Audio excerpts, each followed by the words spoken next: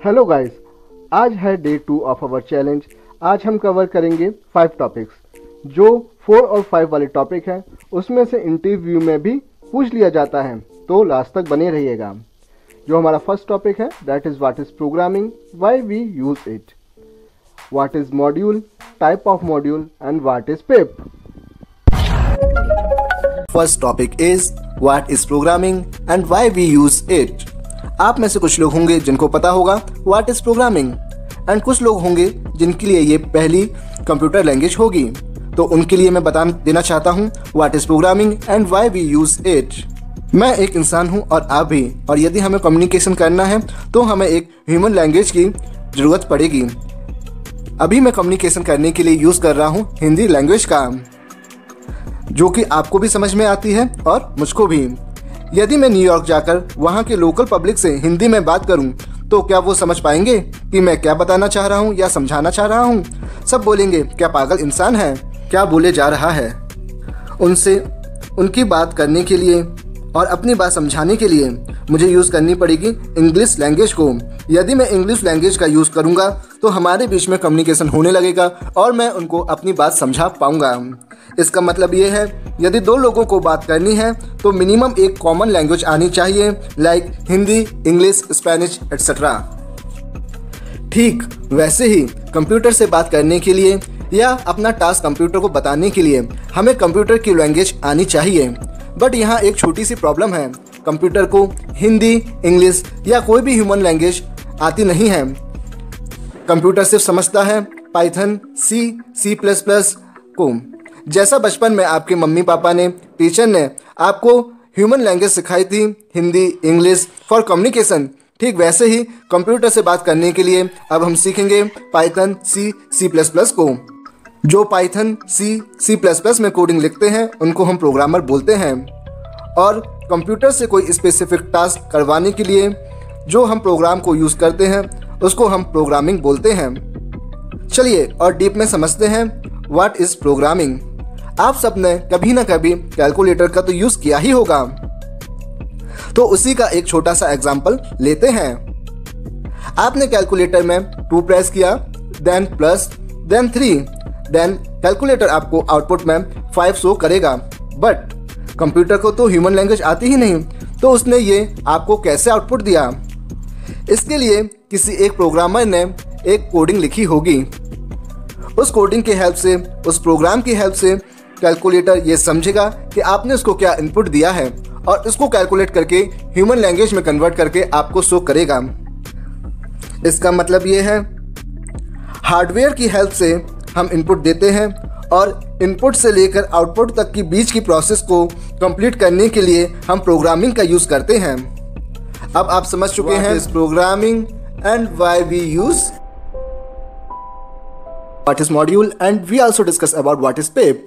चलिए मैं आपको एक कहानी सुनाता हूं जिसमें आपको मॉड्यूल और पिप के बारे में जल्दी से समझ में आ जाएगा। आप सबने डोरेमोन के बारे में तो सुना ही होगा, तो चलिए आज उसकी ही एक छोटी सी कहानी सुनते हैं। एक बार नोबिता और सुनियो में शर्त लगती है कि सुजुका को कौन इम्प्रेस करेगा। सुनियो बोलता है मैं उसको एक अच्छी सी साइकिल गिफ्ट करूंगा जिससे वो इम्प्रेस हो जाएगी। तब नोबिता रोते रोते डोरेमोन के पास जाता है और बोलता है कि मुझे भी कुछ सुजुका को ऐसी चीज़ देनी है जिससे वो इम्प्रेस हो जाए। तब डोरेमोन बोलता है क्यों ना अपन अपनी पुरानी साइकिल को मॉडिफाई करके सुजुका को गिफ्ट में दे दें। नोबिता पूछता है इज इट पॉसिबल, क्या हम ऐसा कर सकते हैं? तब डोरेमोन मुस्कुराता है और बोलता है चलो टाइम मशीन में चलते हैं और जिसने सबसे पहली साइकिल बनाई थी उससे जाकर ही पूछते हैं। वो उसको टाइम मशीन में बैठाल के बोरोन, जिसने पहली साइकिल बनाई थी, उसके पास लेके जाता है और उसको अपने साथ लेके आते हैं और उसको वो साइकिल दिखाते हैं जिसको उसको वो मॉडिफाई करनी थी, और उससे बोलते हैं आप साइकिल बनाने की सोच रहे थे, ये देखिए यहाँ पे साइकिल बनी हुई है, आप में एबिलिटी है कि आप इसको मॉडिफाई कर सकते हैं, तो आप प्लीज़ इसको जल्दी से मॉडिफाई कर दीजिए। वो अर्ली मैन बोरोन बहुत खुश हो जाता है बिकॉज उसको अब कोई साइकिल बनानी नहीं थी, उसे सिर्फ अपग्रेड करना था। यदि वो अपनी लाइफ की पहली साइकिल बनाता, मींस दुनिया की पहली साइकिल बनाता, तो इतनी अच्छी नहीं बना पाता। वो पहले व्हील को इन्वेंट करता, देन पैडल को बनाता, ब्रेक बनाता और उनको सबको जोड़ने की कोशिश करता, तब भी इतनी अच्छी साइकिल नहीं बना पाता जितनी अच्छी साइकिल हरकुलिस और आज के ज़माने में बनी हुई है। वो उससे बोलते हैं कि सर प्लीज़ आप इसको मॉडिफाई कर दीजिए, जस्ट लाइक कि इसमें पैडल ना मारना पड़े या फिर पैडल कम मारने पड़े या फिर कुछ इसकी ऐसी बैलेंसिंग हो जाए कि ये साइकिल गिरे ना। और वो अर्ली मैन अपने काम में लग जाता है और कुछ टाइम बाद उसको मॉडिफाई करके नोबिता को दे देता है, जिससे नोबिता बहुत खुश होता है और वो सुजुका को गिफ्ट कर देता है। इससे सुजुका बहुत इंप्रेस हो जाती है। ठीक वैसे ही हमारे पास पाइथन में मॉड्यूल होते हैं, जैसे यहाँ साइकिल है ठीक वैसे यहाँ मॉड्यूल होते हैं, बट उनको पाइथन के अंदर लेके आना होता है, मीन्स उनको इंपोर्ट करते हैं और यूज़ करते हैं। एग्जाम्पल, किसी प्रोग्राम में हमें रैंडम नंबर की ज़रूरत पड़ती है तो हम उसको इंपोर्ट करेंगे, ना कि उसका कोड लिखेंगे, क्योंकि रैंडम नंबर का प्रोग्राम पहले ही लिखा जा चुका है और वो अपनी बेस्ट कंडीशन में है, तो हम इसको इंपोर्ट करेंगे और इसका यूज़ करेंगे। मॉड्यूल दो टाइप के होते हैं, internal module and external module. Internal module वो होते हैं जो पाइथन के साथ बाय डिफ़ॉल्ट इंस्टॉल हो जाते हैं और एक्सटर्नल मॉड्यूल वो होते हैं जिनको नेट की हेल्प से मंगाना पड़ते हैं, जैसे डोरेमोन बोरोन को लेके आया था। चलिए देखते हैं हम मॉड्यूल को कैसे कॉल करते हैं। इसके लिए मैंने अपना पीसी ऑन कर लिया है और अपने पावर सेल विंडो को ओपन कर लिया है। यदि आपको नहीं पता पावर सेल विंडो कैसे ओपन करते हैं, विंडोज़ पे जाइए, राइट हैंड क्लिक किए, ओपन पावर सेल विंडो। अब पाइथन इंटरप्रेटर को मैं ओपन करूंगा, इसके लिए लिखूंगा पाइथन और रैंडम नंबर को कॉल करने के लिए हम लिखेंगे इसमें इंपोर्ट रैंडम। अब देखिए इसमें कोई एरर नहीं आया है, मीन्स ये इनबिल्ट मॉड्यूल था। अब मैं एक और मॉड्यूल फ्लास्क को इंपोर्ट करने की कोशिश करूंगा। अब मैं लिख रहा हूँ इंपोर्ट फ्लास्क। अब देखिए यहाँ पे एरर आ चुका है, मीन्स इसके अंदर बाय डिफ़ॉल्ट फ्लास्क मॉड्यूल नहीं है। अब मैं अपने इंटरप्रेटर को बंद कर दूंगा एग्जिट लिख के। अब आप में से कुछ लोग सोच रहे होंगे कि ये रैंडम फ्लास्क ये सब क्या है, ये मॉड्यूल है और उनका यूज़ कैसे करते हैं, मैं ये आगे की वीडियो में बताऊंगा। अब बात करेंगे कि आपको कैसे पता चलेगा कि इनबिल्ट मॉड्यूल कौन से हैं और एक्सटर्नल मॉड्यूल कौन से हैं। उसके लिए हम गूगल पर जाएंगे और सर्च करेंगे पाइथन इनबिल्ट मॉड्यूल। जो ये साइट ओपन हो रही है उसमें हम अपना वर्जन सेट कर देंगे, कौन सा वर्जन यूज़ कर रहे हैं, 3.7, 3.8, और उसके बाद में जो नीचे मॉड्यूल आ रहे हैं ये सब बाय डिफ़ॉल्ट आपके इनबिल्ट मॉड्यूल होंगे। इसके अलावा जो भी मॉड्यूल हमें यूज़ करना है वो हमें with the help of pip internet से डाउनलोड करने पड़ेंगे। तो चलिए अब हम देखते हैं अपने एक्सटर्नल मॉड्यूल को कैसे इंस्टॉल कर सकते हैं। हम अपने विंडोज़ पावर सेल में जाएंगे और उसमें लिखेंगे pip इंस्टॉल फ्लास्क। जो भी मॉड्यूल है उसका आगे हम नाम लिख देंगे पिप इंस्टॉल और मॉड्यूल का नाम। इधर हम फ्लास्क को इंस्टॉल करना चाहते हैं तो हमने इधर लिख दिया है पिप इंस्टॉल फ्लास्क। अब ये फ्लास्क हमारा इंस्टॉल हो रहा है। अब इसको चेक करने के लिए हम दोबारा से अपना पाइथन इंटरप्रेटर को ओपन करेंगे और लिखेंगे पाइथन और अब लिखेंगे इंपोर्ट फ्लास्क। देखिए अब कोई एरर नहीं आ रहा है, मीन्स ये हमारा इंस्टॉल हो चुका है। एग्जिट लिख के मैं अपने पाइथन इंटरप्रेटर से एग्जिट हो रहा हूँ। एंड यदि किसी भी मॉड्यूल को अनइंस्टॉल करना है तो हम लिखेंगे पिप अनइंस्टॉल और मॉड्यूल का नाम। इस वीडियो में आपने समझ लिया है what is module, type of module and how to install and uninstall module.